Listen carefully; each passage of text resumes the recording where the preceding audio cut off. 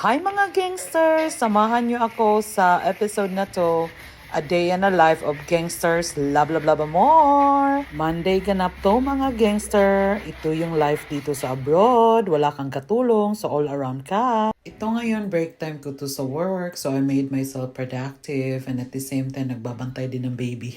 After work, mga bandang 4:30 p.m. na to, pumunta kami sa volleyball game ng Junakis ko. Yung mga kasamahan niya is between age 2 to 4 years old and she's 2. Always excited going to her game. And guess what? She's wearing I Love Philippines shirt.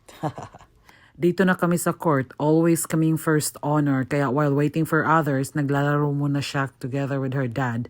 At saka, saglit lang, dumating na rin si Coach Vivi. Ayan na si Coach. After ng game niya, pumunta kami sa store kasi kailangan ko ng pichel para sa tang dalandan juice at saka sa iba ko pang tang juice. Tingnan mo naman yung baby na yan, hilig na hilig niyang mag-shopping. Window shopping lang ba? Tapos ayan, di ko na namalayan. Kumuha din siya ng sarili niyang cart. Oy, tapos sinabihan ko lang, one only ha, one item only. Ewan ko kung saan niya nakuha yung cart na yan, pero perfect talaga for her.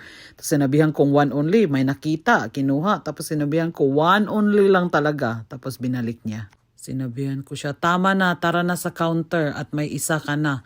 Yan lang, kasi wala kang pera.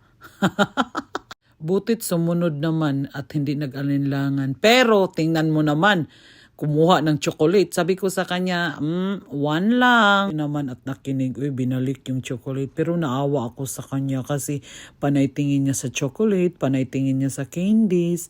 Pero binalik rin naman niya. Pero nakakaawa din ba?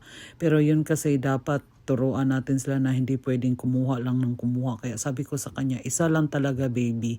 Kaya yan siya, parang tinatouch niya lang pero sinasauli niya naman. Pero naawa din ako pero hindi talaga ako nagpadala ng damdamin ko eh.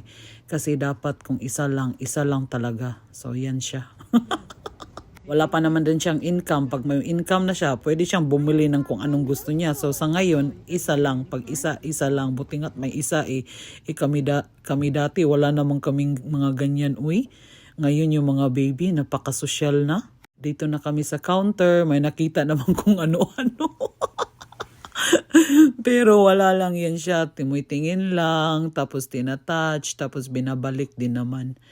So, ayun guys, ito yung Monday ganap namin. Pagkatapos niyan, umuwi kami ng bahay. You can only watch it, but don't touch it.